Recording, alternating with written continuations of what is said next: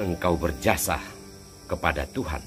Selamat berjumpa Bapak Ibu Saudara-saudari, para pengikut setia sampan dimanapun saat ini Anda berada. Saudara-saudariku terkasih, kebiasaan buat suatu kebaikan bagi orang lain, kemudian merasa diri berjasa terhadap orang tersebut, bisa jadi terbawa dalam sikap iman kita terhadap Tuhan. Kalau kita mungkin aktif dalam hidup menggereja, dalam kegiatan-kegiatan kerohanian, bisa jadi ada perasaan saya berjasa kepada Tuhan. Berhati-hatilah terhadap konsep berpikir dan pandangan sesempit ini, karena tidak pernah seorang manusia pun berjasa untuk membesarkan nama Tuhan atau berjasa untuk menyelamatkan Tuhan dari suatu keadaan. Sabda Tuhan yang kita dengarkan dan renungkan pada hari ini mengajak kita untuk merefleksikan hal tersebut. Dalam bacaan pertama dari kitab kedua Raja-Raja, kita mendengar bahwa Daud setelah duduk nyaman di dalam rumahnya, setelah ia mengalahkan musuh-musuh, ia merasa bersalah karena ia tinggal di dalam rumah mewah, tetapi ia tidak mendirikan rumah untuk Tuhan.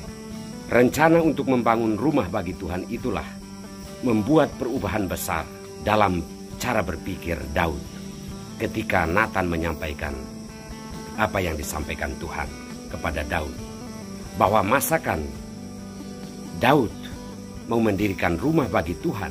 Melalui Nabi Nathan, Daud diingatkan bahwa segala macam hal yang dicapainya sampai titik itu adalah semata-mata kasih karunia Allah, dan manusia tidak boleh berpikir bahwa ia harus melakukan sesuatu bagi Tuhan sebagai jasanya atau balas jasa kepada Tuhan. Apa yang diperlukan adalah memuji dan meluhurkan kebesaran Allah, bukan berpikir untuk berjasa kepada Tuhan.